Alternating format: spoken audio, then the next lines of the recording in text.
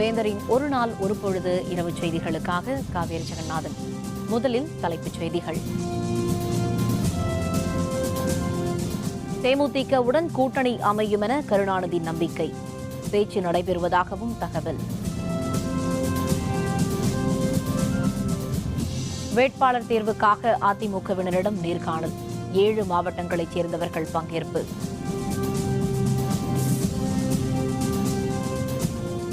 அனைத்து கட்சிகளும் இணைந்தால் தேசிய ஜனநாயக கூட்டணி. ஐஜேகே நிறுவனர் டாக்டர் பாரிவேந்தர் உறுதி.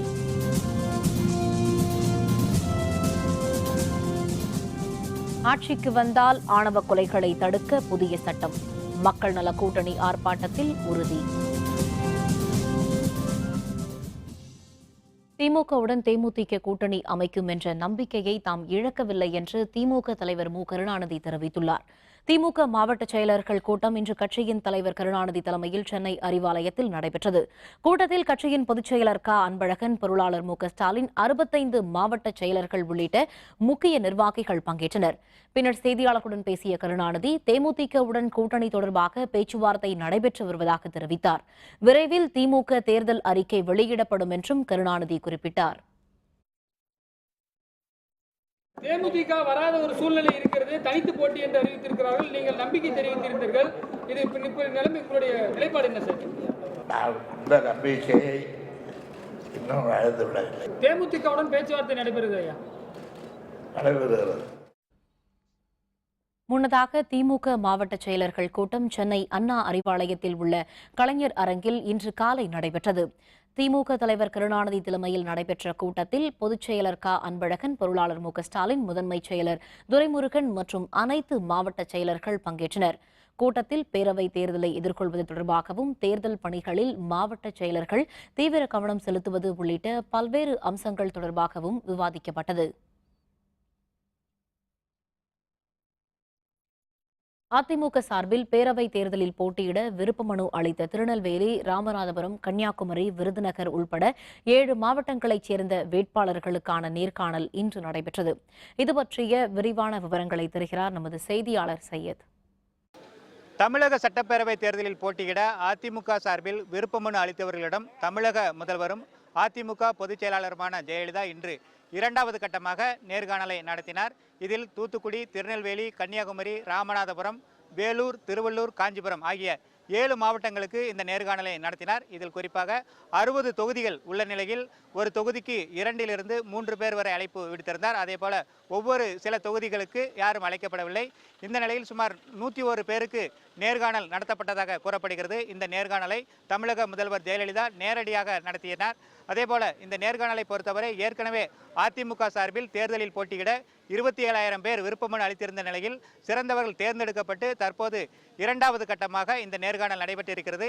இனி அடுத்த கட்டமாக அடுத்தடுத்து மாவட்டங்களுக்கு அழைப்பு விடுக்கப்படும் என்று எதிர்பார்க்கப்படுகிறது. வேந்தர் செய்திகளுக்காக சென்னை போயஸ் தோட்டத்திலிருந்து ஒளிப்பதிவாளர் மணியுடன் சையது.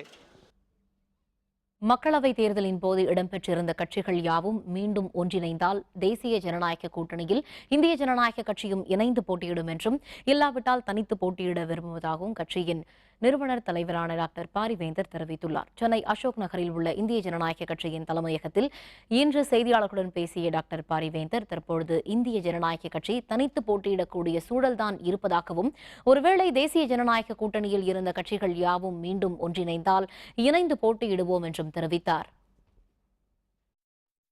கூட்டணி பற்றி இப்போ நாங்கள் ஏற்கனவே தனித்துங்கிற முறையில் தான் இப்போ செயல்பட்டு கொண்டிருக்கிறோம். நிச்சயமாக எந்த கட்சியோடு எங்களுக்கு கூட்டணி இல்லை என்றும் சொல்லியிருக்கிறோம். இருந்தாலும் நாங்கள் ஏற்கனவே இருந்த தோழமை கட்சி, நாங்கள் ஏற்கனவே குறிப்பிட்டது போல பழைய தோழமைகள் அனைவரும் சேர்ந்து வந்தால் 2014 தேர்தலில் எந்த தோழமை இருந்ததோ அந்த பாராளுமன்ற தேர்தல் அது தொடர்ந்தால் அவர்களோடு இருப்போம், இல்லாவிட்டால் தனித்து. முன்னதாக புதுச்சேரி மாநில சட்டப்பேரவை தேர்தலில் போட்டியிடுவதற்காக இந்திய ஜனநாயக கட்சி சார்பில் விருப்ப மனு தாக்கல் செய்திருந்தோரிடம் நேர்காணல் நடைபெற்றது. விருப்ப மனு தாக்கல் செய்திருந்த 167 பேரில் 43 பேர் பெண்கள். இவர்களிடம் இந்திய ஜனநாயக கட்சியின் நிறுவனர் தலைவரான டாக்டர் பாரிவேந்தர் தலைமையில் நேர்காணல் நடத்தப்பட்டது. நேர்காணலின் போது கட்சியின் தலைவர் கோவை தம்பி, பொதுச் செயலர் ஜெயசீலன், அமைப்புச் செயலர் வெங்கடேசன், கொள்கை பரப்பு செயலர் ராஜேந்திரன் ஆகியோர் உடனிருந்தனர். எல்லாருமே வந்து இப்போ வரையும் அவங்கவுங்க சம்பாதிக்கிறதையும் அவங்கவுங்களோட ஊழல் பண்ணுறதை மட்டும்தான் இப்போ வரையும் செஞ்சுருக்காங்க. அதனால் அவங்களுக்கு பதிலாக ஒரு புது கட்சி உருவாகி எல்லாருக்கும் நல்லது நடக்கணும் அப்படின்ற எண்ணத்தினால வந்திருக்கு. இந்திய ஜனநாயக கட்சி மூலயமா அந்த எந்த குறையும் இல்லாமல் நாங்கள் வந்து பொதுமக்களுக்கு எல்லாம் நல்ல திட்டங்கள்லாம் அமல்படுத்துவோம். அந்த அளவுக்கு எங்கள் ஐயா வந்து எங்களுக்கு நல்லா சிறப்பாக எல்லாம் செய்வார் அப்படின்ற மாதிரி எங்களுக்கு ஒரு நல்ல இது இருக்குதுங்க. அதுக்காக நான் தேர்தலில் நிற்கிறேன்.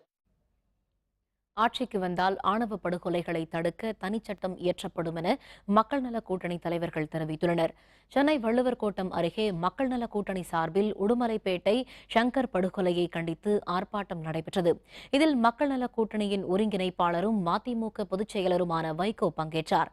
மார்க்சிய கம்யூனிஸ்ட் மாநில செயலர் ஜி ராமகிருஷ்ணன், இந்திய கம்யூனிஸ்ட் கட்சியின் மாநில செயலர் ரா முத்தரசன், விடுதலை சிறுத்தைகள் கட்சியின் தலைவர் தொல் திருமாவளவன் உள்ளிட்ட ஏராளமானோர் கலந்து கொண்டனர். சாதி ஆணவ கொலைகளை கண்டித்தும் கொலைகளை தடுக்க தமிழக அரசு நடவடிக்கை எடுக்க வலியுறுத்தியும் ஆர்ப்பாட்டத்தின் போது முழக்கங்கள் எழுப்பப்பட்டன.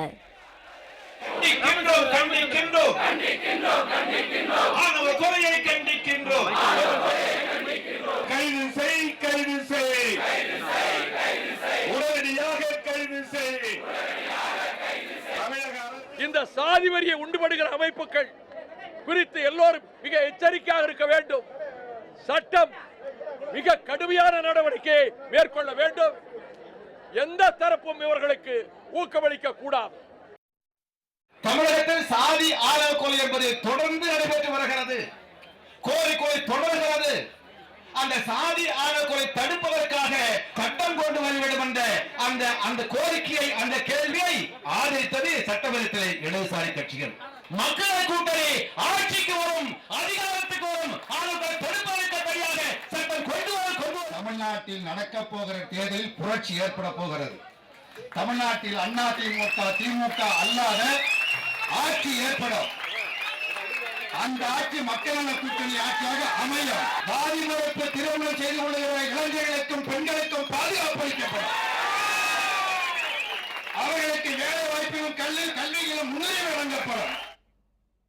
மத்திய அரசின் கோரிக்கையை ஏற்று சிறையில் உள்ள தமிழக மீனவர்கள் 99 பேரை விடுதலை செய்ய இலங்கை அரசு முடிவெடுத்துள்ளதாக தகவல் வெளியாகியுள்ளது. இலங்கை சிறைகளில் உள்ள தமிழக மீனவர்களை விடுவிக்க நடவடிக்கை எடுக்க வேண்டுமென தமிழக முதல்வர் ஜெயலலிதா மத்திய அரசை வலியுறுத்தியிருந்தார். இதனைத் தொடர்ந்து மத்திய அரசின் கோரிக்கையை ஏற்ற இலங்கை அரசு 99 தமிழக மீனவர்களை விடுதலை செய்ய முடிவெடுத்துள்ளதாக தகவல் வெளியாகியுள்ளது. இலங்கை சட்டத்துறை பரிந்துரையின் பேரில் பாம்பன் மீனவர்கள் 24 பேர் இன்று நீதிமன்றத்தில் ஆஜர்படுத்தப்பட இருந்ததும் ஒத்திவைக்கப்பட்டுள்ளது. இலங்கை அரசின் முடிவை அடுத்து அனைத்து மீனவர்களும் வரும் 24ஆம் தேதி இலங்கை நீதிமன்றங்களில் ஆஜர்படுத்தப்பட்டு பின்னர் விடுவிக்கப்படலாம் என்று எதிர்பார்க்கப்படுகிறது. இலங்கை அரசின் முடிவை வரவேற்றுள்ள ராமேஸ்வரம் மீனவர்கள் பறிமுதல் செய்யப்பட்ட படகுகளையும் விடுவிக்க வேண்டும் எனவும் கோரிக்கை விடுத்துள்ளனர்.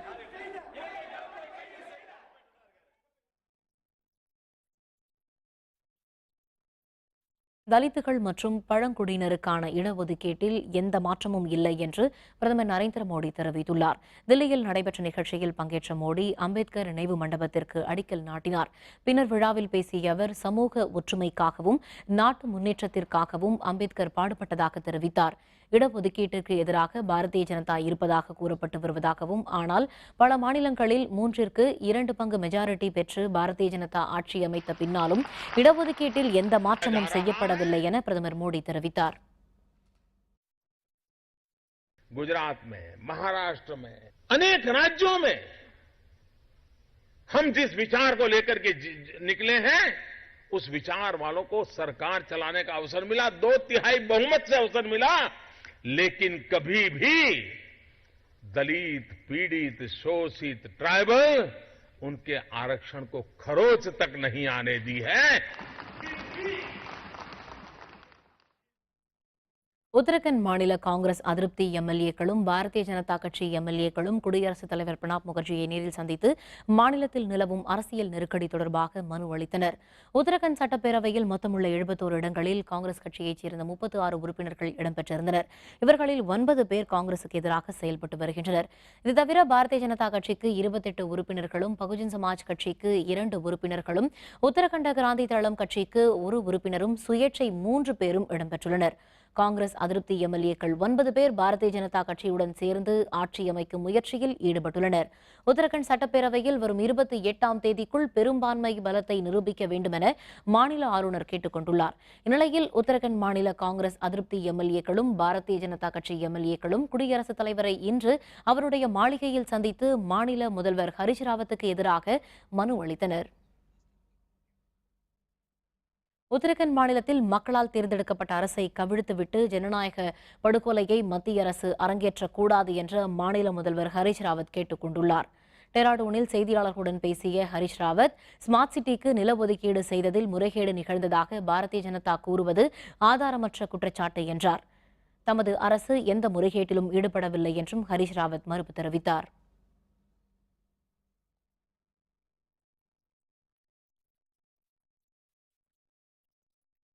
குறிப்பிட்ட மருந்துகளுக்கு தடை விதித்த மத்திய அரசின் உத்தரவுக்கு தில்லி உயர்நீதிமன்றம் இடைக்கால தடை விதித்துள்ளது.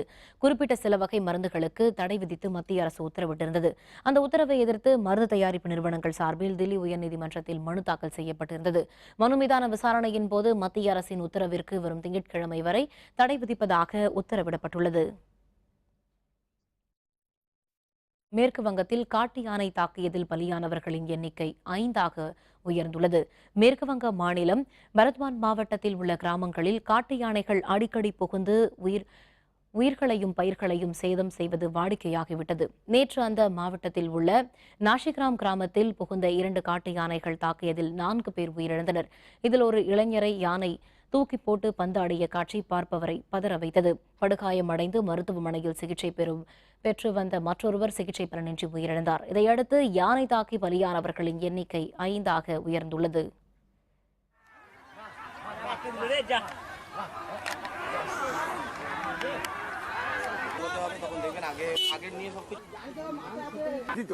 মেয়ে ছেলে হাতি, ওটা সঙ্গে বাচ্চা আছে, তার জন্য ও তাড়া করছিল। சங்கர் கொலை வழக்கில் கௌசல்யா 2 மணி நேரம் வாக்குமூலம். கௌசல்யாவின் தந்தைக்கு 7 நாள் காவல். விவரம் விளம்பர இடைவேளைக்கு பிறகு.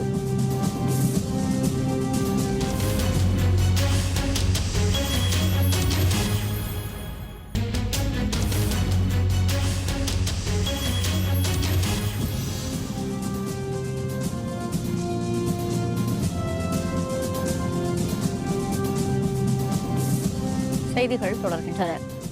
வாக்குப்பதிவு நாளில் விடுமுறை அளிக்காத நிறுவனங்கள் மீது சட்டப்படி நடவடிக்கை மேற்கொள்ளப்படும் என தமிழக தலைமை தேர்தல் அலுவலர் ராஜேஷ் லக்கானி தெரிவித்துள்ளார்.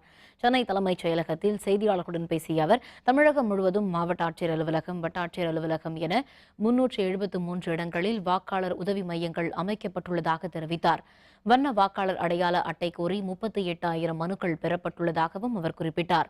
அரசியல் கட்சிகளிடமிருந்து பொது கூட்டங்கள் நடத்த அனுமதி கோரி இதுவரை 1100 மனுக்கள் பெறப்பட்டுள்ளதாகவும் அவற்றில் 90% மனுக்கள் பரிசீலிக்கப்பட்டு அனுமதி வழங்கப்பட்டுள்ளதாகவும் ராஜேஷ் லக்கானி தெரிவித்தார். எல்லா நிறுவனத்தில் பெரிய ஐடி கம்பெனி இருந்தாலும் எதாக இருந்தாலும் 16 உறுதியாக லீவ் எடுக்கணும். நிறைய பேர் சொல்கிறாங்க லீவ் கொடுக்குறதில்ல. அதை ஒரு உறுதிப்படுத்திட்டு இருக்கோம். நமக்கு ஒரு ஆர்பி ஆக்ட் படி அதை சட்டம் அதை நம்ம ஃபாலோ மீன்ஸ் அதை நமக்கு வருஷம் பண்ணுறது. இந்த தடவை இப்போ வலியுறுத்தி ஆரம்பிச்சிருக்கோம், பேச ஆரம்பிச்சிருக்கோம். ஸோ தட் எந்த கம்ப்ளைண்ட்டும் வரக்கூடாது அந்த நோக்கத்தோடு இப்போ செயல்பட்டு.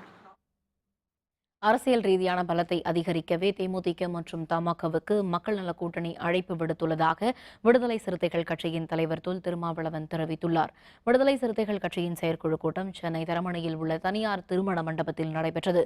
அதன் பின்னர் செய்தியாளர்களுடன் பேசிய திருமாவளவன், தேமுதிகவுடன் பேச்சுவார்த்தை நடைபெற்று வருவதாக திமுக தலைவர் கருணாநிதி கூறியதன் பின்னணி குறித்து தெரியவில்லை என்று குறிப்பிட்டார். மக்கள் நல கூட்டணியை பொறுத்தவரையில் விஜயகாந்த் அவர்களும் வாசன் அவர்களும் இடம்பெற வேண்டும் என்று விடுத்த அழைப்பு எங்கள் பலவீனம் என்று பொருள் அல்ல. ஒரு பலத்தை இன்னும் முழுமையாக நிறுவ வேண்டும், மாற்றத்தை படைப்பதற்கான ஒரு சூழலை நிலைநாட்ட வேண்டும் என்கிற ஒரு நம்பிக்கையின் அடிப்படையில் தான் அந்த எதிர்பார்ப்பை நாங்கள் வெளிப்படுத்துகிறோம். நாளை தொடங்க இருந்த +2 வேதியியல் பாட விடைத்தாள் திருத்தும் பணி தேதி குறிப்பிடாமல் ஒத்திவைக்கப்பட்டுள்ளதாக உறுதி செய்யப்படாத தகவல்கள் தெரிவிக்கின்றன. தமிழகம் மற்றும் புதுச்சேரியில் +2 தேர்வுகள் நடைபெற்று வரும் நிலையில் கடந்த மார்ச் 14ஆம் தேதி +2 வேதியியல் படிப்புக்கான தேர்வு நடத்தப்பட்டது. தேர்வில் கடினமான வினாக்கள் இடம்பெற்றிருந்ததாகவும் தேர்வெழுதிய மாணவர்களும் வேதியியல் பாட ஆசிரியர்களும் கவலை தெரிவித்திருந்தனர். வேதியியல் தேர்வில் கேள்விகள் கடினமாக இருந்ததால் விடைத்தாள் திருத்தும் பணி தள்ளி வைக்க வேண்டும் என்றும் மறுதேர்வு நடத்த வேண்டும் என்றும் பல்வேறு தரப்பினர் கோரிக்கை விடுத்தனர். இந்நிலையில் நாளை நடக்க இருந்த வேதியியல் விடைத்தாள் திருத்தும் பணி தேதி குறிப்பிடாமல் தள்ளி வைக்கப்பட்டுள்ளதாக உறுதி செய்யப்படாத தகவல்கள் தெரிவிக்கின்றன. மதுரை மாநகராட்சி 51வது வார்டு கவுன்சிலர் குத்திக் கொல்லப்பட்ட வழக்கில் ஒருவர் நீதிமன்றத்தில் சரணடைந்துள்ளார். மதுரை மாநகராட்சி 51வது வார்டு கவுன்சிலராக இருந்த விஜயராகவன் நேற்று மர்ம நபர்களால் குத்திக் கொல்லப்பட்டார். கொலை சம்பவம் குறித்து காவல்துறையினர் தனிப்படை அமைத்து குற்றவாளிகளை தேடி வந்தனர். இந்நிலையில் விஜயராகவன் வசித்த இஸ்மாயில்புரம் 12வது தெருவைச் சேர்ந்த செல்வபாண்டியன் என்பவர் மதுரை மாவட்ட நீதித்துறை நடுவர் நீதிமன்றம் எண் 1 சரணடைந்தார். அவரை வருகிற 28ஆம் தேதி வரை நீதிமன்ற காவலில் வைக்குமாறு பொறுப்பு நீதிபதி பால்பாண்டியன் உத்தரவிட்டார். உடுமலைப்பேட்டையில் படுகொலை செய்யப்பட்ட சங்கரின் மனைவி கௌசல்யா பல்லடம் நீதிமன்றத்தில் நீதிபதி முன் இன்று 2.5 மணி நேரம் வாக்குமூலம் அளித்தார். திருப்பூர் மாவட்டம் உடுமலையில் கலப்பு திருமணம் செய்த சங்கர் கௌசல்யா தம்பதி 6 பேர் கொண்ட கும்பலால் வெட்டப்பட்டனர். இதில் சங்கர் பலியானார். படுகாயமுற்ற கௌசல்யா கோயம்புத்தூர் அரசு மருத்துவமனையில் சிகிச்சை பெற்று வருகிறார். இந்த வழக்கு தொடர்பான விசாரணை மேற்கொள்ள மருத்துவர்களின் அனுமதியுடன் கௌசல்யா பல்லடம் குற்றவியல் நடுவர் நீதிமன்றத்திற்கு இன்று அழைத்து செல்லப்பட்டார். அங்கு நீதிபதி கிருஷ்ணன் முன்பு ஆஜர்படுத்தப்பட்ட அவர் 2.5 மணி நேரம் சாட்சியம் அளித்தார். பின்னர் அவர் மீண்டும் கோயம்புத்தூர் அரசு மருத்துவமனைக்கு அழைத்துச் செல்லப்பட்டார். இதனிடையே உடுமலை சார்பு நீதிமன்ற நீதிபதி முன்பு ஆஜர்படுத்தப்பட்ட கௌசல்யாவின் தந்தை சின்னசாமியை 7 நாள் காவல்துறை காவலில் எடுத்து விசாரிக்க நீதிபதி அனுமதி அளித்தார்.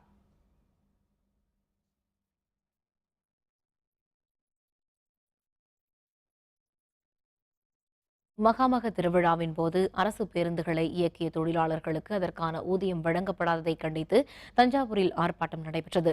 தஞ்சாவூர் மாவட்டம் கும்பகோணத்தில் கடந்த 22ஆம் தேதி மகாமக திருவிழா நடைபெற்றது. அன்றைய தினம் தஞ்சை, திருவாரூர், நாகை ஆகிய 3 மாவட்டங்களுக்கு உள்ளூர் விடுமுறை அளிக்கப்பட்டது. விடுமுறை நாளான அன்று 6200 போக்குவரத்து தொழிலாளர்கள் பணியில் ஈடுபட்டிருந்தனர். இதற்கான ஊதியம் வழங்கப்படவில்லை என்று கூறப்படுகிறது. இதனை கண்டித்து கரந்தை அரசு போக்குவரத்து கழக புறநகர் கிளை முன்பு ஏஐடியூசி தொழிற்சங்கம் சார்பில் ஆர்ப்பாட்டம் நடைபெற்றது. இரவு பகலாக பணியாற்றிய ஊழியர்களுக்கு அரசாங்கமானது பொது விடுமுறை அறிவித்தும் கூட அந்த பொது விடுமுறைக்கு ஒரு ஊதியத்தை இதுவரையிலும் வழங்காததை கண்டித்தும் அதேபோன்று கிராஜுவேட்டியும் அரியர் தொகையும் உடனே வழங்க வேண்டும் என்று ஏஐடி தொழிற்சங்கம் சார்பாக அரசையும் தேர்தல் ஆணையத்தையும் கேட்டுக்கொள்கிறோம்.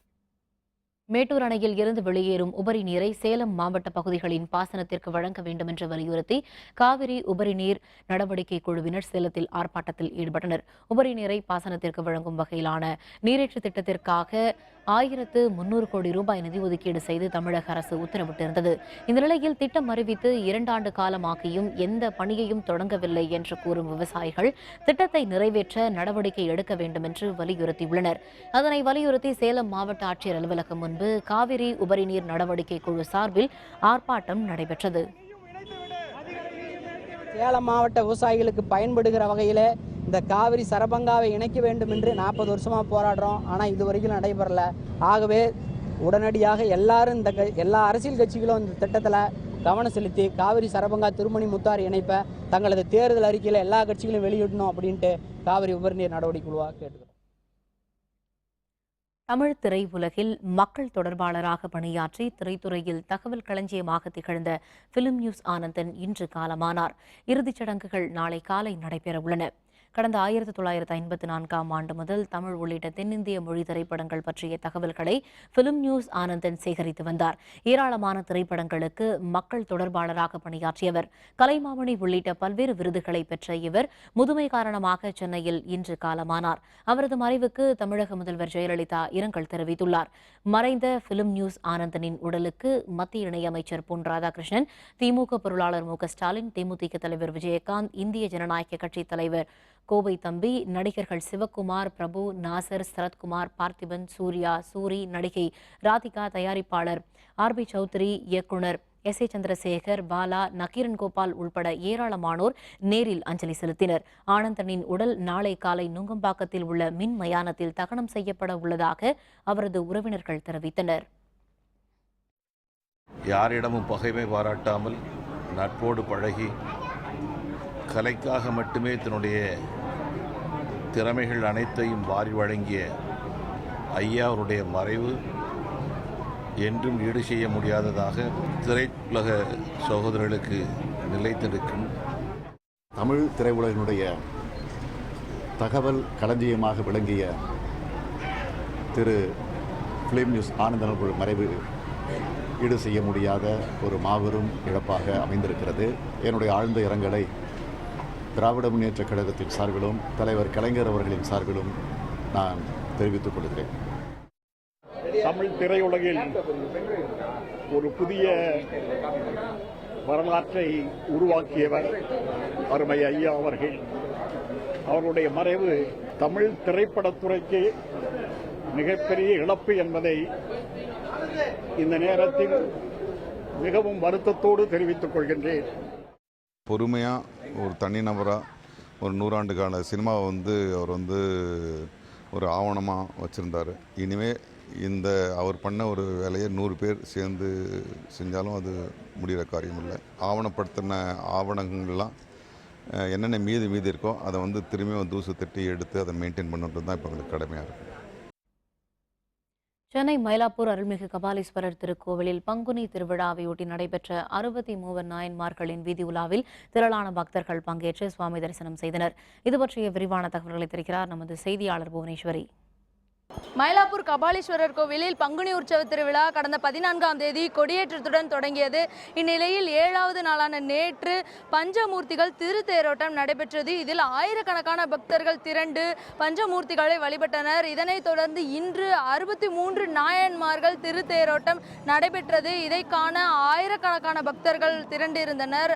இவர்கள் அனைவரும் 63 நாயன்மார்களையும் வழிபட்டனர். 63 விசேஷமாக இங்கே மயிலாப்பூரில் வருஷம் பார்ப்போம். ரொம்ப வருஷமாக அது பார்க்குறதுனால மனசுக்கு ரொம்ப சந்தோஷமாக இருக்குது. மிஸ் பண்ணாமல் பார்த்துருவோம். எவ்வளோ கஷ்டப்பட்டாலும் இது பார்க்காதான் எங்களுக்கு ரொம்ப மனசு இதுவாக இருக்கும். எப்போதும் பார்த்துருவோம். அதை எல்லாம் சிறப்பாக நடக்கிறது வருஷம். கபாலி, கற்பகாம்பா, அந்த வைரமுடி முருகன், முண்டகண்ணி அம்மா, அத்தனை தெய்வங்களை அந்த ஊர்வலம் வரதை பார்த்தா இந்த ஜென்மம் போருங்கிற அளவுக்கு நீங்கள் திருப்தியாக இருக்க முடியும். 23ஆம் தேதியுடன் இந்த பங்குனி உற்சவமானது நிறைவு பெறுகிறது. இதில் இறுதி நாளான நாளை மறுநாள் திருக்கல்யாணம் நடைபெற உள்ளது. அதனுடன் இந்த பங்குனி உற்சவ திருவிழாவானது நிறைவடைகிறது. வேந்தர் செய்திகளுக்காக சென்னை மயிலாப்பூரிலிருந்து ஒளிப்பதிவாளர் விஜயுடன் Bhuvaneswari. Qatar grand prix motorcycle பந்தயம் ஸ்பெயின் வீரர் முதலிடம். விவரம் விளம்பர இடைவேளைக்கு பிறகு.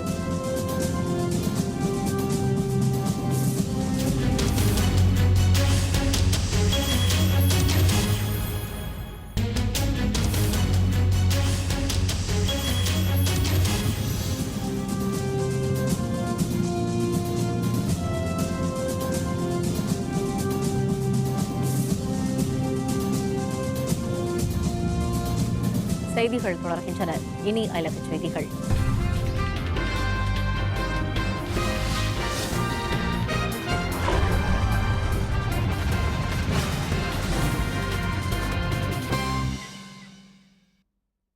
துபாயில் இருந்து ரஷ்யா சென்ற பயணிகள் விமானம் விபத்திற்குள்ளானதில் பலியானவர்கள் குடும்பத்தினருக்கு தலா 14 லட்சம் ரூபாய் இழப்பீடு வழங்கப்படும் என துபாய் விமான நிறுவனம் அறிவித்துள்ளது.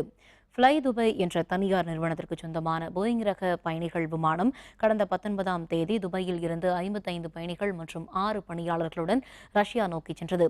ரஷ்யாவின் தென் பகுதியான ரோஸ்டோவ் நகரில் உள்ள விமான நிலையத்தில் தரையிறங்கும் போது நேரிட்ட விபத்தில் விமானத்தில் இருந்த அனைவரும் பலியாகினர். இந்நிலையில் விபத்தில் பலியானவர்களின் குடும்பங்களுக்கு தலா 14 லட்சம் ரூபாய் இழப்பீடு வழங்கப்படும் என ஃப்ளை துபாய் அறிவித்துள்ளது.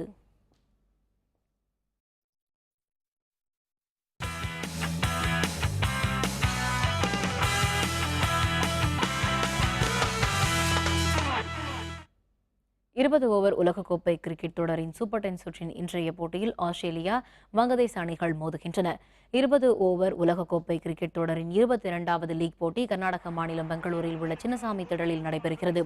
இதில் ஆஸ்திரேலிய அணி வங்கதேசத்துடன் மோதுகிறது. டாஸ் வென்ற ஆஸ்திரேலிய கேப்டன் ஸ்டீவ் ஸ்மித் பந்து வீச்சை தேர்வு செய்தார். சற்று முன்வரை வங்கதேச அணி 6 ஓவர்கள் முடிவில் 2 விக்கெட் இழப்பிற்கு 33 ரன்கள் எடுத்து விளையாடி வருகிறது.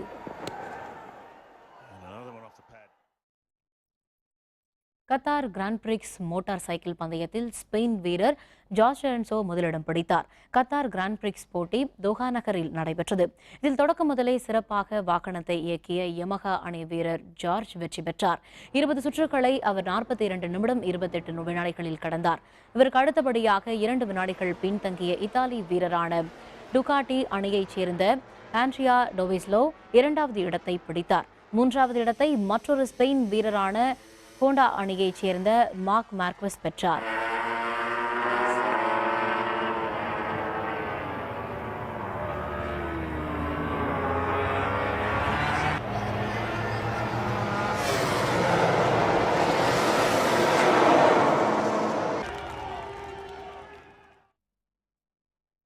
மீண்டும் தலைப்புச் செய்திகள்.